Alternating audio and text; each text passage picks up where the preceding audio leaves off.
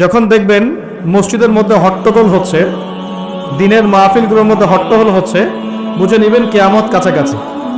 কি বুঝে নেবেন? কিয়ামতের যতগুলো লক্ষণ আছে তার মধ্যে এটাও একটা, যে মসজিদগুলোতে শোরগোল হট্টগোল বেড়ে যাবে। বাড়ছে না দিন দিন? এমনকি দেখা যায় একজন ব্যক্তি নামাজ পড়ছে, তার পাশে মানুষ কোলাহল করছে, এমনটা হয় না? এতে সেই ব্যক্তিরও নামাজে ডিস্টার্ব হয়, তারও নামাজ নষ্ট হয়, আর যে তাকে ডিস্টার্ব করছে ওর নামাজ তো আগেই নষ্ট হয়ে গেছে। তো নবী সাল্লাল্লাহু আলাইহি ওয়াসাল্লাম অনেক দিন আগেই বলেছেন, 1400 বছর আগেই, যখন মসজিদগুলোর মধ্যে হট্টগোল বেড়ে যাবে তখন ধরে নিবে যে কিয়ামত কাছাকাছি চলে এসেছে। আর মসজিদগুলো হবে চাকচিক্যময়, চকচকা, দেখে মনে হচ্ছে তাজমহল। মসজিদগুলো হবে চাকচিক্যময়, কিন্তু মসজিদ থেকে হেদায়েত উঠে যাবে। এমনও হাদিস এসেছে, মুসল্লিরা মসজিদে নামাজ পড়বে, জামাতে নামাজ পড়বে, কিন্তু ওই মুসল্লিদের মধ্যে একজন প্রকৃত ইমানদার মানুষ খুঁজে পাওয়া যাবে না। এমনও হাদিস এসেছে, যদিও হাদিসগুলো সব জায়গায় বলতে পারি না আমরা। এমনও হাদিস এসেছে যে মসজিদে মুসল্লিরা নামাজ পড়বে, কিন্তু মুসল্লিদের মধ্যেও একজন প্রকৃত ইমানদার মানুষ খুঁজে পাওয়া যাবে না। আপনারা হয়তো মনে করছেন সেই যুগ অনেক দেরি আছে, আমরা দেখছি সেই যুগ চলে এসেছে। ইবাদত বন্দেগীর জীবনে এখন মানুষ নামাজি হয়েছে, আর অর্থনৈতিক জীবনে গিয়ে সুদখোর হয়েছে, হয় নাই? ইবাদত বন্দেগীর জীবনে মানুষ নামাজ পড়ছে, মাশাআল্লাহ, রোজা রাখছে, যাকাত দিচ্ছে না, অন্যের হক দিচ্ছে না, প্রতিবেশীর হক দিচ্ছে না, আত্মীয়র হক দিচ্ছে না, নিজের সম্পত্তির সুষ্ঠু বন্টন করছে না, ভাই বোনকে সম্পত্তি দিচ্ছে না। এমন হচ্ছে না? নামাজ কিন্তু ঠিকই আছে, নামাজ মানুষ পড়ছে, নামাজ পড়ার পরেও মানুষ কবিরা গুনাহ করছে কিনা, নামাজ পড়েও মানুষ মাপে কম দিচ্ছে কিনা, তো একটু বোঝেন, আলোচনা অনেক গভীরে যাবে। প্রিয় ভাইয়েরা, আমরা যদি অন্যের দায়িত্ব নেওয়ার মনোভাব রাখি, যে আমি নিজেও খাবো, আমার প্রতিবেশীকে খাওয়াবো, আমার আত্মীয়দেরকে খাওয়াবো, এবং আমি অপচয় করব না, আমার খাবার যতটুকু হয়ে যায় এতটুকুতে তুষ্ট থাকবো, বাকিটা আমি দান করব, সদকা করব। রমজানে যদি এরকম করতে না পারেন, রমজানে আপনাদের ভয়াবহ বিপদ অপেক্ষা করছে। বলতে পারেন যে ভবিষ্যৎবাণী করে গেল নাকি? দেখেন না কি হয়, কথাটা আগে শোনেন তো, কথাটা শুনে আগে দেখেন তো কি হয়। ইসলামিক সলিউশন কি? অন্যের পাশে দাঁড়ানো। ইসলামিক সলিউশন কি? অপচয় কমানো। ইসলামিক সলিউশন কি? জাকাতগুলো দেয়া। যখন ধনীরা জাকাতগুলো দেয়া শুরু করবে, তখন দরিদ্রর পেটে গিয়ে ভাত পড়বে। ধনীদের সম্পদে যে জাকাত আছে, এই জাকাতগুলো যখন আপনারা সুষ্ঠুভাবে বন্টন করবেন, তখন গরিবের পেটে ভাত পড়বে। শুধু এইসব তন্ত্র মন্ত্র আর খাতা কলমের ইকোনমিক্স দিয়ে সমাজে শান্তি প্রতিষ্ঠা হবে না। খাতা কলম বইপত্রের অর্থনীতি দিয়ে সমাজে শান্তি প্রতিষ্ঠা হয় না, বরং সমাজে কি হয়? পুঁজিবাদ হয়। পুঁজিবাদ কি জিনিস? ধনী দিন দিন ধনী হতে থাকবে, এক শ্রেণীর মানুষের কাছে ধন সম্পদ কেন্দ্রীভূত হতে থাকবে, এক শ্রেণীর নির্দিষ্ট একটা শ্রেণীর কাছে ধন সম্পদ কুক্ষিগত হতে থাকবে, বাকিদের রক্ত চুষে চুষে এরা বড়লোক হবে। এখন এই সবার রক্ত চোষা সুদভিত্তিক অর্থনীতি চলছে সারা বিশ্বে। এগুলো খাতা কলমের অর্থনীতি। বাস্তবের অর্থনীতি এমন হওয়া উচিত, ধনী যারা আছেন তাদের সম্পদের যে জাকাত আসবে, এই জাকাতটা দরিদ্রদের মধ্যে বন্টন করতে হয়। যদি এটা করতে পারতেন, সমাজের সবাই 3 বেলা খেতে পারতো, না খেয়ে মরতো না কেউ। কে শুনবে কার কথা? এগুলো তো বললেও সমস্যা, করলেও সমস্যা। কারণ আমরা বললে হয়ে যাব ধর্মান্ধ, আর যদি মুসলিমরা করে তারা হয়ে যাবে সন্ত্রাসী। আশ্চর্য একটা অবস্থা। সারা বিশ্বে যারা একনিষ্ঠভাবে ইসলাম পালন করতে চায়, ওদেরকে সারা বিশ্বে মৌলবাদী বলে প্রচার করা হয়েছে। অথচ সমাধান কিন্তু এখানেই। এই যে আমার হাতে যে কিতাবটা দেখছেন, এই কিতাবের মধ্যে আল্লাহ পাক সমস্ত বিষয়ের সমাধান নাজিল করেন নাই? এটা মুখে বলছি আমরা, ঠিক। কয়জন বিশ্বাস করে কথা? কয়জন সত্যি মন থেকে বিশ্বাস করে যে আল কোরআনুল কারীমে সত্যি সত্যি আল্লাহ পাক সমস্ত বিষয়ের সমাধান নাজিল করেছে? আজকে জুমার দিনে সূরা কাহফ পড়তে হয়, তাই না? এই সূরা কাহফের 54 নম্বর আয়াতে, কত নম্বর?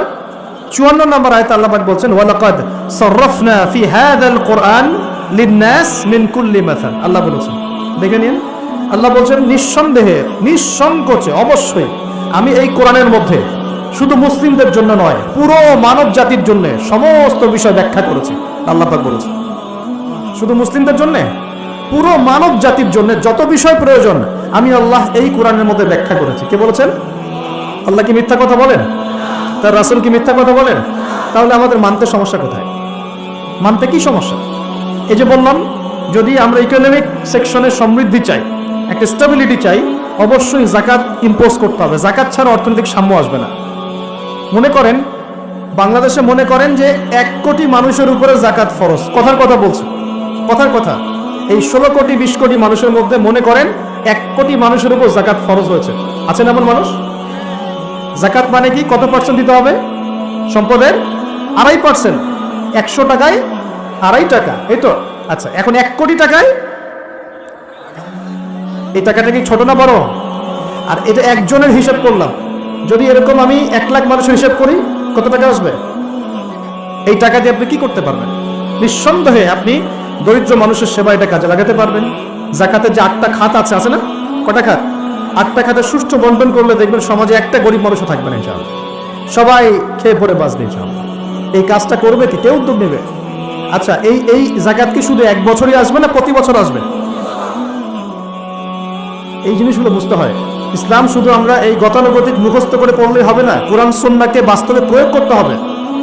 আল্লাহ পাক সে তৌফিক দান করুন। রমজান মাসে অবশ্যই অপচয় কমিয়ে দিবেন, প্রতিবেশী আত্মীয়দের খোঁজ নেবেন, নিজের যতটুকুতে হয়ে যায় এর বেশি খরচ করতে যাবেন না, অন্যের জন্য ওটা সাদকা করে দিবেন, সাদাকা করে দিবেন। আর কি করবেন? জাকাত দিবেন। জাকাত দিলে আরো 10-20টা মানুষ না খেয়ে মরবে না, ওরা খেয়ে পরে বাঁচবে ইনশাআল্লাহ। এর উপর আছে সাদাকাতুল ফিতর, আছে না? সাদাকাতুল ফিতর আমরা দেই। এগুলো আল্লাহ পাক কেন দিয়েছেন? এগুলোকে আল্লাহ পাক শুধু ইবাদতের জন্যই দিয়েছেন? এগুলো করলে তো নেকি হয়, আল্লাহ সন্তুষ্টি পাওয়া যায়, দুনিয়াতেও সাম্যের অর্থনীতি প্রতিষ্ঠা হয়, এই কারণে দিয়েছেন। আল্লাহ পাক এমনি এমনি দিয়েছেন নাকি? এই যে আপনি 5 ওয়াক্ত নামাজ পড়ছেন, নামাজ পড়লে তো নেকি হচ্ছেই, আধ্যাত্মিকত্ব পাচ্ছেন, আল্লাহ সন্তুষ্টি পাচ্ছেন, আপনার শরীরও ভালো থাকবে ইনশাআল্লাহ, থাকবে না? আপনি ওযু করছেন, ওযু করলে নেকি হয় না? গুনাহ ঝরে যায় না? একই সাথে আপনি বিভিন্ন রোগ ব্যাধি থেকে বেঁচে থাকবেন ইনশাআল্লাহ। আপনি পরিষ্কার পরিচ্ছন্ন আছেন। প্রত্যেকটা কাজের পিছনে দুনিয়াবি উপকারিতাও কি আছে? আছে না? এই যাকাত ভিত্তিক অর্থনীতির মধ্যে এই দুনিয়াবি উপকারিতা আছে। আপনি আমি পড়ে আছে যে টল নিয়ে, সমালোচনা নিয়ে, একে অপরের গীবত নিয়ে, কে কার পিছনে লাগবে, কে কাকে অনলাইনে ধুয়ে দিবে, এগুলোর কাজ হয়ে যাচ্ছে দিন দিন। এই কাজগুলোর মধ্যে ভালো কাজগুলো ঢাকা পড়ে যাচ্ছে।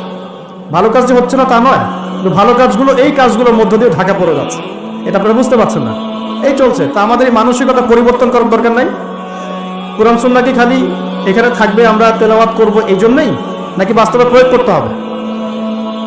এই রমজান মাসে নিয়াত করেন। আসন্ন রমজান কেন কথা বলছি? কারণ রমজান কিন্তু বেশি দিন নাই। কয়দিন আছে? 1 মাস 1.5 মাসও বাকি নাই। আপনাকে প্ল্যান করতে হবে, আধ্যাত্মিক পরিকল্পনা করতে হবে যে রমজান সামনে আসছে, এই রমজানে ইনশাআল্লাহ আমি আল কোরআন পুরোটা খতম দেবো ইনশাআল্লাহ। রমজান মাস আসার আগেই 5 ওয়াক্ত নামাজ আমি শক্ত করে ধরবো, যেন রমজানে আমি 5 ওয়াক্ত নামাজ জামাতে পড়তে পারি। রমজান মাস আসার আগেই কোরআন তেলাওয়াত যদি করতে না জানি, তেলাওয়াত করা শিখে নিতে হবে ইনশাআল্লাহ। রমজান আসার আগেই নিয়াত করে নিব যে এই রমজানে ইনশাআল্লাহ আমি প্রত্যেক দিন তারাবি জামাতে পড়বো ইনশাআল্লাহ, এবং খতম তারাবি পড়বো ইনশাআল্লাহ। রমজান মাসে যারা কোরআন আরবি জানি, টুকটাক আমরা ভাঙ্গাচোরা, আমরা কোরআনটাকে শুরু থেকে শেষ পর্যন্ত অর্থসহ পড়বো ইনশাআল্লাহ। রমজান মাসে প্রত্যেক দিন কমপক্ষে একজন মানুষকে আমি ইফতার করাবো ইনশাআল্লাহ। রমজান মাসে আমি আমার যাকাতগুলোকে দিয়ে দিব ইনশাআল্লাহ। রমজান মাসে বেশি বেশি দান সদকা করবো ইনশাআল্লাহ। রমজান মাসে বেশি বেশি তাসবিহ তাহলিল হবে, জিকির আজগার হবে, আল্লাহর কাছে দোয়া করব, রোজা রেখে সমস্ত হারাম পাপ থেকে বেঁচে থাকবো ইনশাআল্লাহ। রমজানে শুধু সৎ কাজের আদেশ করব, অসৎ কাজে নিষেধ করব, নিজে আমল করব, পরিবারে প্রতিষ্ঠা করবো ইনশাআল্লাহ। প্রত্যেক দিন 5 ওয়াক্ত নামাজ হবে, প্রত্যেক দিন মসজিদে নামাজের পর তালিম হবে ইনশাআল্লাহ। এভাবে পুরো রমজানটাকে উৎসবের উৎসাহে অতিবাহিত করার নিয়াত তাকে করতে হবে। আল্লাহ পাক তৌফিক দান করুন। তো এখানে সবচেয়ে বড় বাধাটা হয় দুনিয়াবি ব্যস্ততা। এই জন্য রমজানের আগেই দুনিয়াবি ব্যস্ততাগুলো কমিয়ে আনতে হবে। চেষ্টা করবেন বড় বড় যে বাজারঘাটগুলো আছে এগুলো আগেই করে ফেলার।